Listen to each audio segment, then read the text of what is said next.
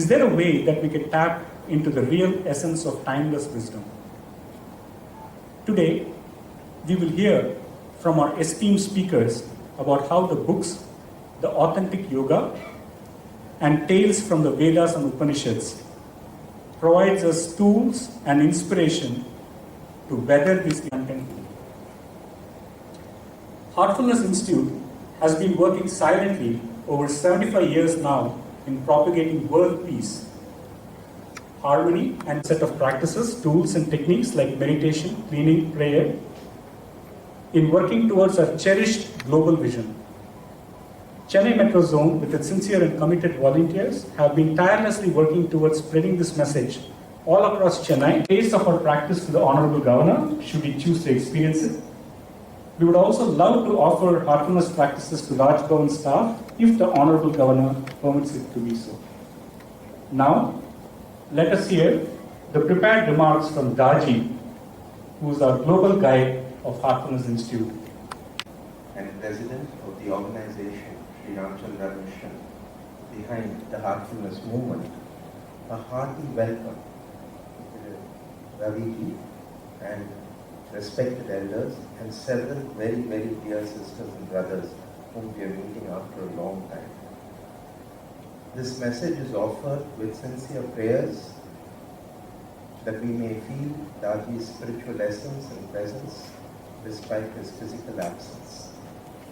On a lighter vein, he hails from Gujarat, but he spent many years here in Chennai, and he starts and concludes this message on an interesting note, which we will just hear now. So here goes. Ellorkum en Anbana Manapakkam. I am unable to attend this event physically because of some temporary health reasons. I would love to be with you all in person. However, please let me assure you that my heart and soul are with you all, and especially with the Honorable Governor of Tamil Nadu, Thiru R. Ravi. Today I am requesting Prashant Vasu to share my message with you all. It is my great privilege and pleasure to welcome our Honorable Governor of Tamil Nadu, Thiru R. Ravi, to the Heartfulness Center in Manapakkam for our first event of YogUtsav to experience the real essence of timeless wisdom. I would also like to welcome all the other esteemed dignitaries present here today, along with our Heartfulness community members. For the last 76 years, our organization has been teaching meditation and yoga for the improvement of individuals first and subsequently society. At the individual level, many today suffer severe stress-induced psychosomatic illnesses. At the social level, the biggest danger to human survival is a fall in values and ethics, which seems to be accelerating every day. We are all aware that the only permanent remedy is authentic spirituality, based on fundamental values of honesty, humility, optimism, and love. The Heartfulness Institute feels that a transfusion of values, ethics, and morals from the ancient and modern spiritual literature will help greatly in developing such a spiritual culture. We have already published Sri Vinoba Bhave's talks on the Bhagavad Gita, Sri Ramchandraji's Truth Eternal, and James Allen's book As a Man Thinketh in many languages. Tales from the Vedas and Upanishads, as well as the authentic yoga based on the Yoga Sutras of Patanjali, are the latest additions to the series. For the young minds, expressed in a very modern and optimistic language for the current generation's children. Most of us human minds, it stands to reason that the cure also has to originate in human minds. To serve this purpose, Shri P.Y. to humanity at a critical time. Kindly savor these two books, digest and assimilate them, then share them with your personal and immediate community, and finally with the society at large, to facilitate a new awakening and unity based on purity. It is our fond hope and sincere aspiration that tales from the Vedas and Upanishads are studied in every school and college as part of the curriculum. At an advanced level, the authentic yoga based on Yoga Sutras of Patanjali is an original research work by Sri P.Y. Deshpande. It can be used as a source book for advanced research in yogic psychology in our universities. My heartfelt gratitude to the Governor of Tamil Nadu and other dignitaries present here for spending their valuable time in supporting our aspiration and commemorating the launch of these two books, which are close to my heart.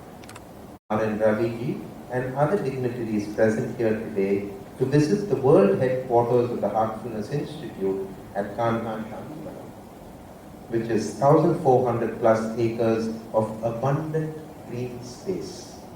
Please accept my invitation to Kanha Shantivanam. Be my guest. Meditate with me here in this lush green heaven, which houses over 700,000 plants, trees and shrubs. I look forward to meeting you all here. Thank you, sir. Ellorkum Nandri. And although it started at the turn of this century, it was registered as Sri Ramachandra Mission in 1945.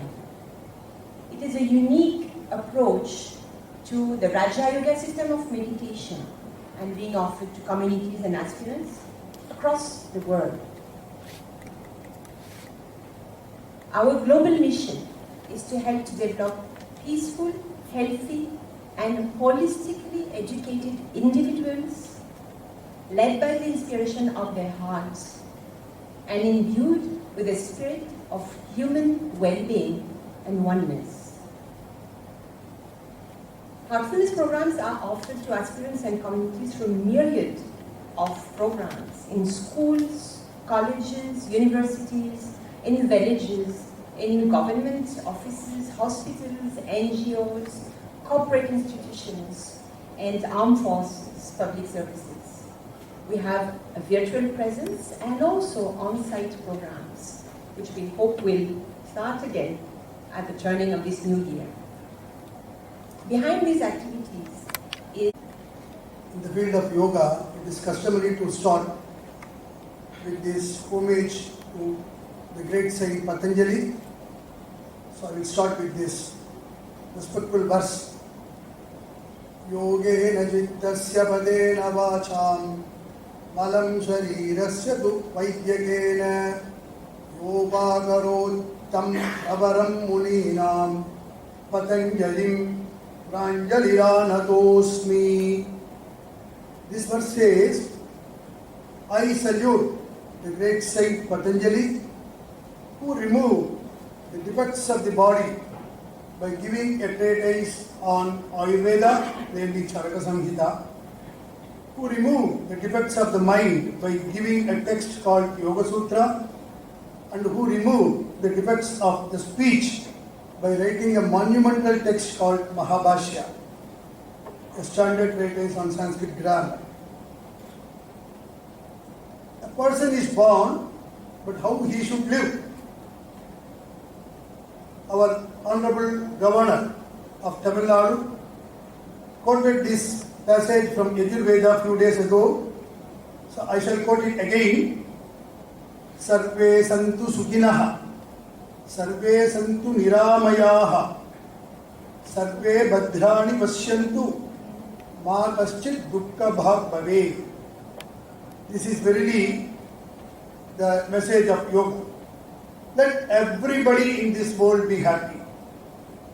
let no one have any disease whatsoever. Let all the people see only good things, auspicious things. Let no one suffer in this world, no one experience sufferings in this world. This is what Patanjali's Yoga Sutra aims to give all of us without the restriction of color, caste, creed, sex, religion, nationality, etc., etc. And this is what Heartfulness also stands for. So this is the aim of yoga, to remove the ailments of the physical body as well as the mental aspect of human being.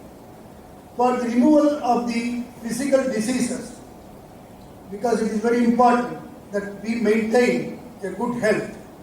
So says Kalidasa also, Sharira Madhyam Kalu Dharma Sadhanam.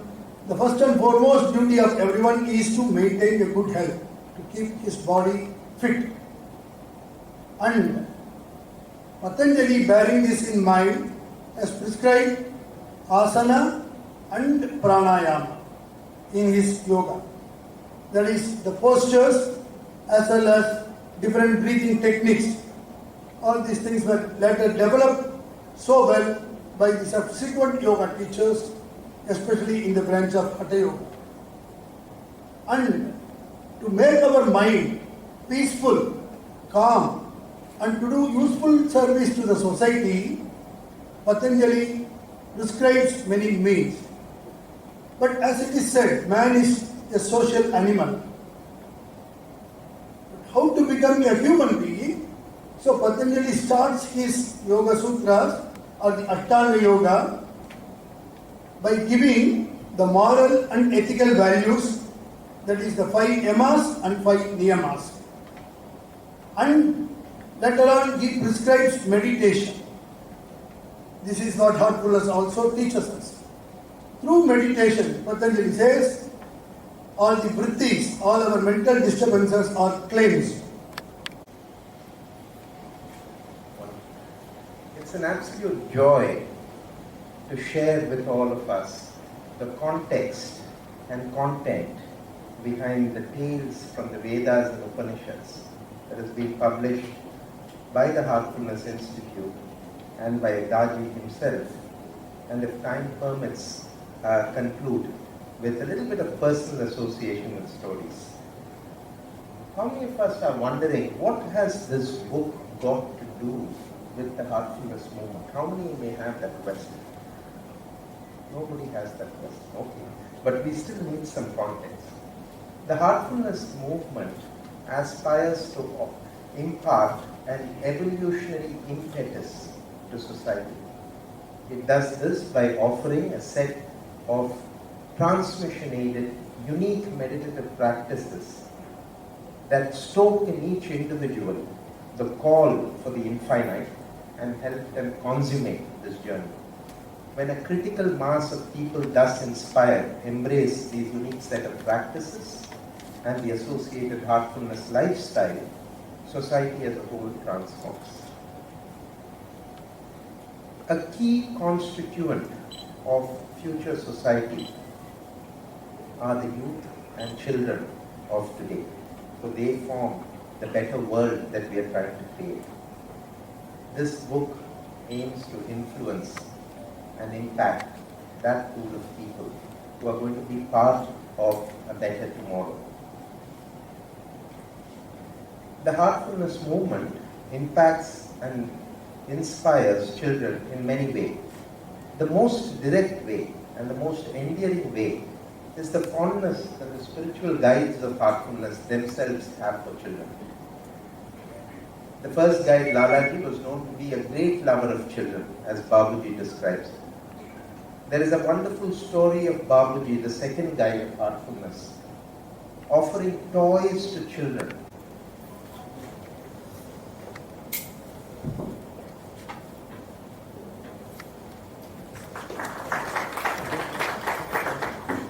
Thank you.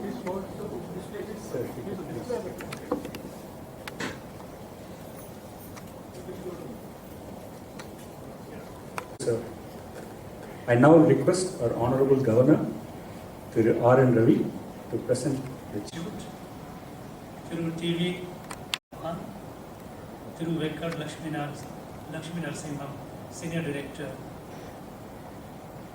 organizers of Heartfulness Institute, distinguished invitees, gracious ladies and gentlemen, Anaivarkum, Vanakkam, Namaskar to all of you. I thank the Institute for giving me this opportunity to come listen to the learned speakers, thoughts of Daaji, and also an opportunity to share some of my thoughts.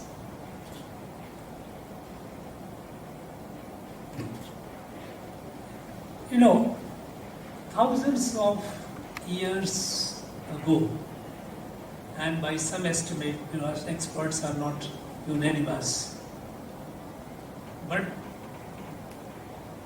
the general majority of experts, they confirm to the view that is about 6,500 years ago, the time of Rig Veda, that our great rishis, it must have been over a period of generations. It wouldn't have happened just to one generation or one set of people. The realization came. The fundamental realization of unity of creation. That every being in this creation is organically connected with each other. It's like leaves of a tree which has million leaves. No two leaves are alike, and yet they are organically connected with the tree. So this organic, integral unity of creation, a sense of the Creator, and the fact that this creation is governed by a set of immutable laws. It's not arbitrary. It's not whimsical. It follows immutable laws, and that's how the comprehensive understanding of the creation of the universe comes. What they call is a writ siddhant, writ. This understanding of the unity of creation, that is oneness of creation and one creator, and the fact that this creation is governed, it conducts its affairs through immutable laws. Now this was something which was not intellectual, because in our Indian tradition, Bharatiya Gyan Parampara, unlike the West, intellect is not sovereign. There are a lot of things which is beyond explanation. If you try to explain through reason, reason humbles down. When we listen to music and feel enthralled by it, how do you explain it intellectually? You feel different emotions that it creates. When you see a beautiful flower, the feeling that it gives you is not something. So this is anubhuti, intuitive understanding, experience. So the knowledge is composed of intellectual understanding, which we try to understand through our Gyanendriya, the 5 sense organs, and something beyond that is anubhuti, that we experience intuitively.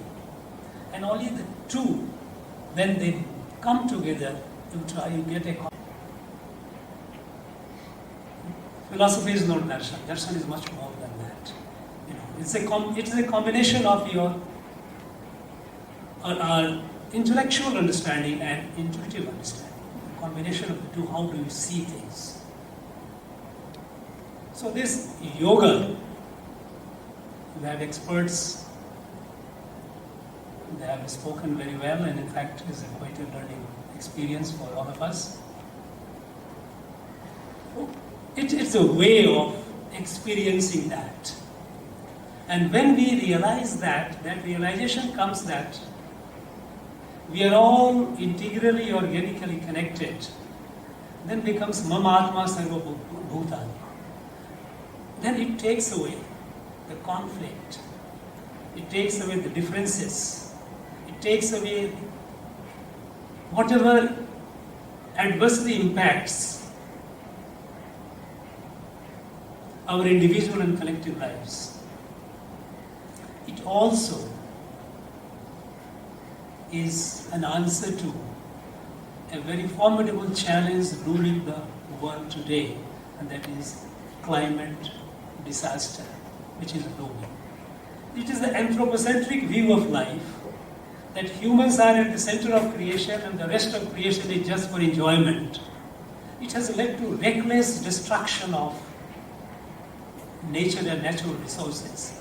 And we are getting the curtain raiser of this through some disasters off and on. These are just small snippets of what's going to come tomorrow. Because we believe, this anthropocentric view of life believe that everything is for us, for our enjoyment. It's unlike Bharatiya Darshan, Bharatiya, this philosophy, when he says that we are all integrally connected. We are not at the center of it, we are one of it. And so, your relation with your environment, our relation with everything around, is not exploitative, but it is a harmonious coexistence. And that's what, in fact, in the world, when the advanced countries, those who are most responsible for this sort of destruction, they are yet to mend the ways. Bharat has taken a way forward by taking bold decisions, by going for clean energy. And we are meeting it fast, we are moving fast. The target which was fixed in 2016, that by 2025 we will have 100 gigawatt of clean energy, we have already crossed last year, September. There is a huge emphasis on solar energy. Sun God gives us ample energy, there is no need to go anywhere else. If you can harness that. So this yoga is essentially, it is realization, connecting oneself with the rest.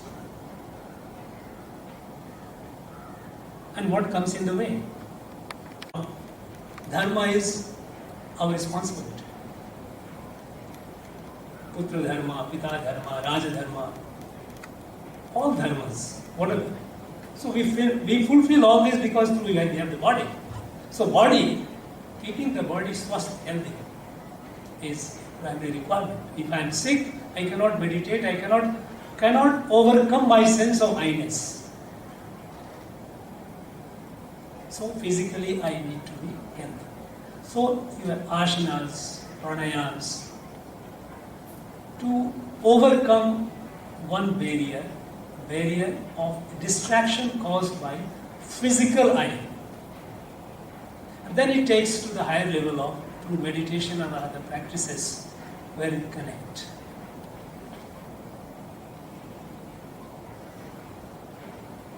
Over the centuries of colonization and invasion, this country, this ancient wisdom remains suppressed, remain oppressed.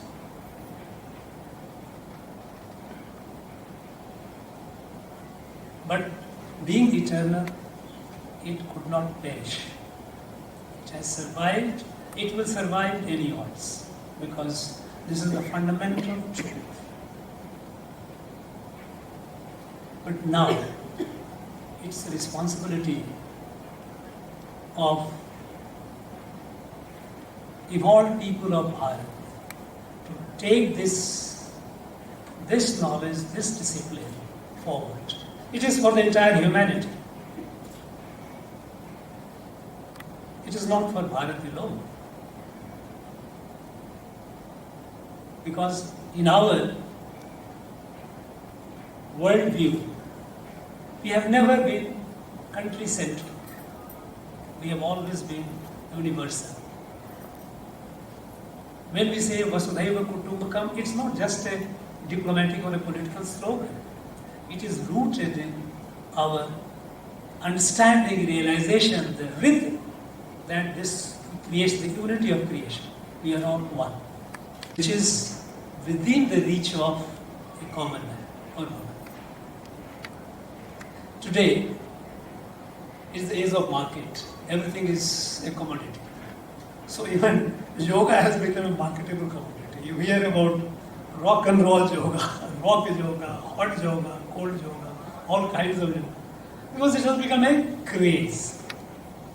And world has come to realize that yes, the benefit of it, so it has acceptance all over, irrespective of political ideology, irrespective of theological differences.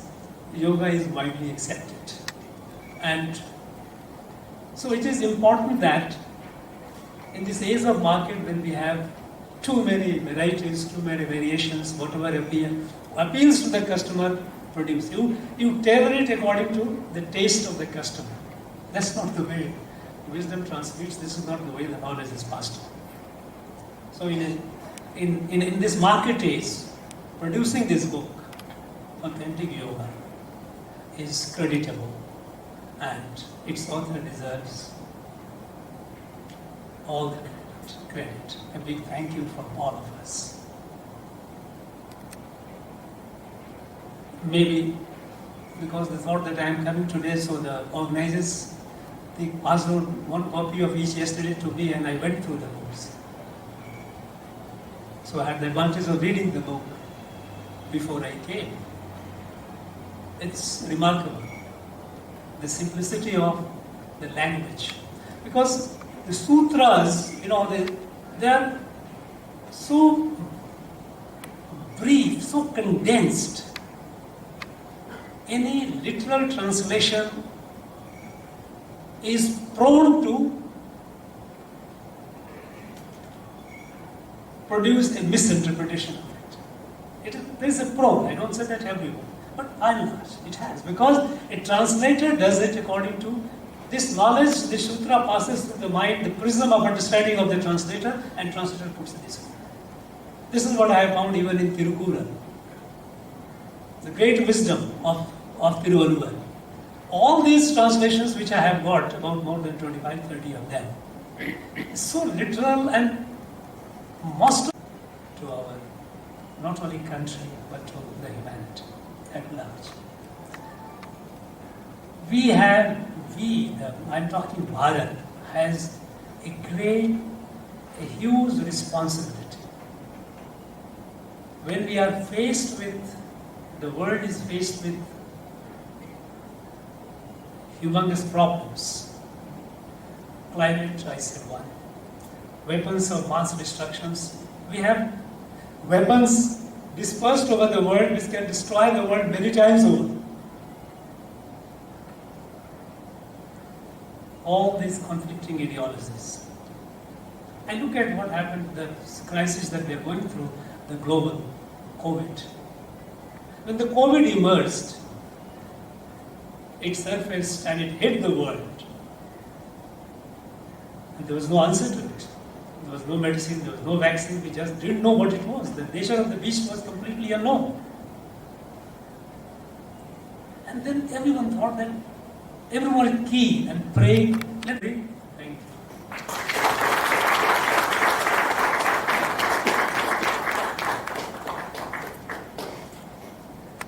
With the scintillating speeches by our honorable chief guests and other speakers. I would like to wholeheartedly thank and express our gratitude to our Hon'ble Chief Guest, Honorable Governor of Tamil Nadu, Thiru R and Ravi, for taking time out of his busy schedule, especially during the weekend, and coming over here to honor us with this address. He beautifully explained the unity of creation, and he gave an excellent, nice example, simple example of how we are like a tree with billions of leaves. Thank you, sir.